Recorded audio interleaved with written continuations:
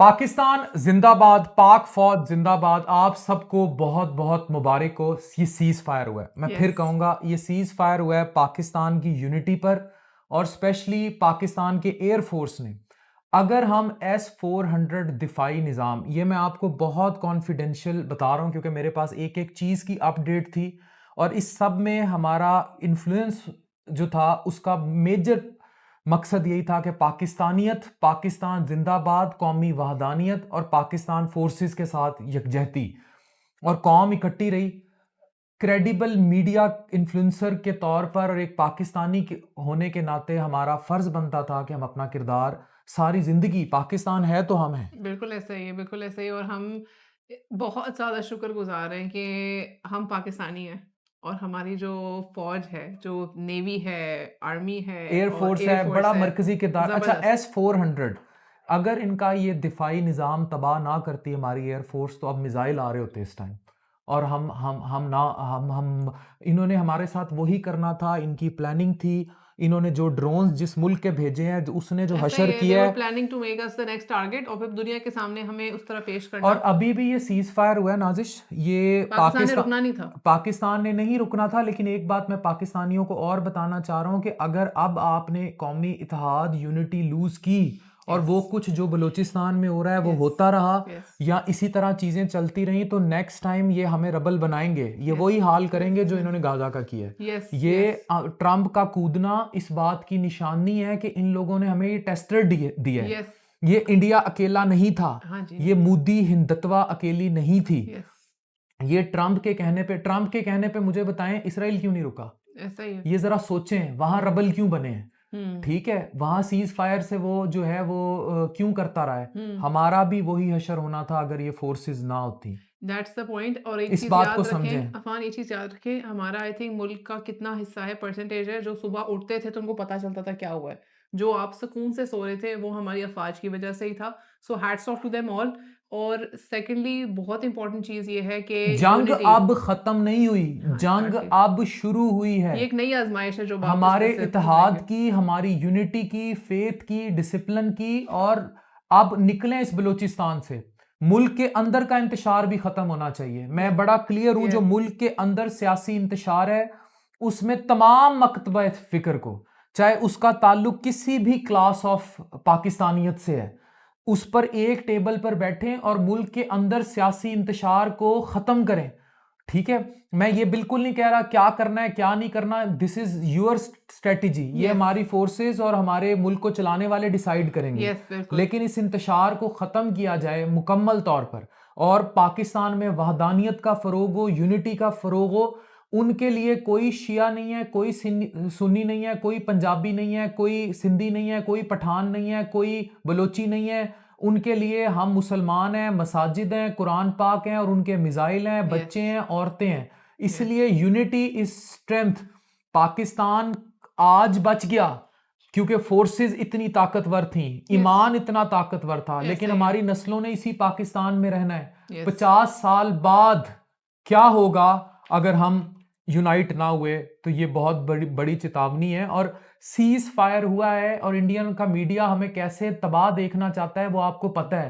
Trump के कहने पे रातों रात ये कैसे रुक गए।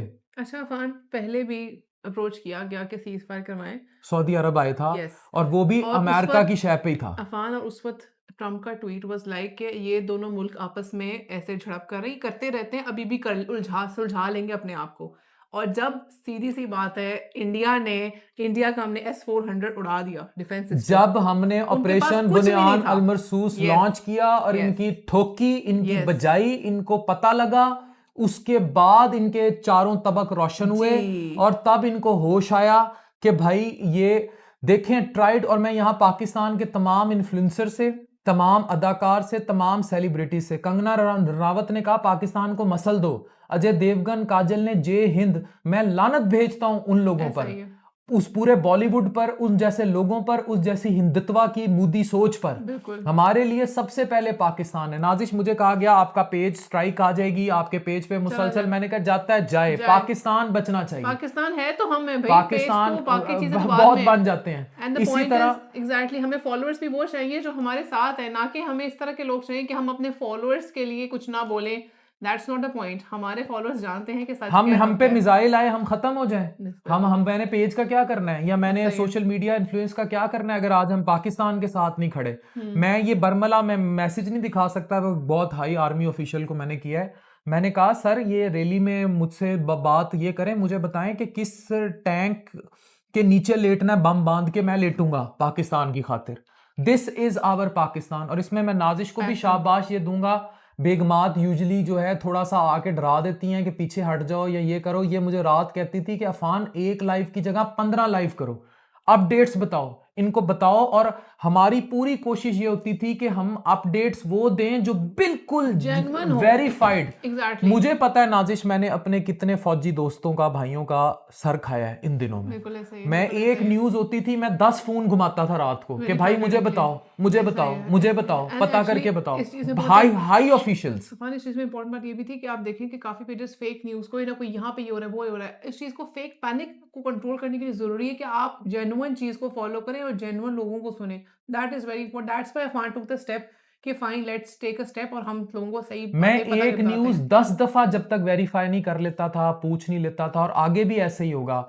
देखें ये सीज फायर हुआ है, जंग रुकी नहीं है, जंग यहां शुरू यस, हुई है। यस। उन्होंने टेस्टर डोज दी है, बीच में पहले सऊदिया कूदा है। उस सऊदिया को जब हमारे आर्मी चीफ ने, आसिम मुनीर साहब ने, जनरल आसिम मुनीर ने क्लियरली कह दिया कि नहीं, हम इन कंधों पर अपने बच्चों की शहादतों का बदला लेंगे। और फिर मिसाइल्स वही लिख के दागे, फजर के टाइम अल ऐलान दागे। ऐसा ही है। दुश्मन जो है उसकी रात के अंधेरे Yes. की तरह छुपकर घाट नहीं किया औरतों बच्चों पे। ये पाकिस्तानियों की जो स्ट्रैटेजी है कि ऐलान करो और फिर हल्ला बोलो। मुसलमान की, मोमिन की स्ट्रेटेजी है। Yes, yes, ये सिंदूर exactly. लिए फिरते थे, हमने ऑपरेशन शुरू ही आयत से किया। अच्छा अफान, इसमें भी ये देखें इन्होंने सिंदूर का कितना गलत मतलब लिया है। हिंदू सिंदूर का मतलब actually it is a symbol of love. शादी हो रही है, सिंदूर दे रहे, it was actually a symbol of love. और इस इन्होंने क्या किया है इसका? उन्होंने औरतें बच्चे मारे हैं, That कुरान is- जलाए हैं, और मसाजिद पे ये बमबारी पोस्ट की है। मैंने इंडियंस की देखी है कि यार this is wrong. Sindoor was a symbol of love. ये हमारी शादी जोड़ मिलाप का है। ये क्या किया इन्होंने? ऑपरेशन बुनियान अल मरसूस जो है उसने साबित किया। ये 29 पारे की आयत है। यस। तो उसका मतलब है सीसा पलाई हुई दीवार। पाकिस्तान और पाकिस्तानी सीसा पलाई हुई दीवार की तरह खड़े हैं। ऐसी अनब्रेकेबल वॉल जो पाकिस्तान को कभी नहीं तोड़ सकती। पाकिस्तान जिंदाबाद। पाक फोर्सेस, जिंदाबाद। पाकिस्तान है तो हम हैं, पाकिस्तान नहीं तो कुछ भी नहीं। पाकिस्तान जिंदाबाद।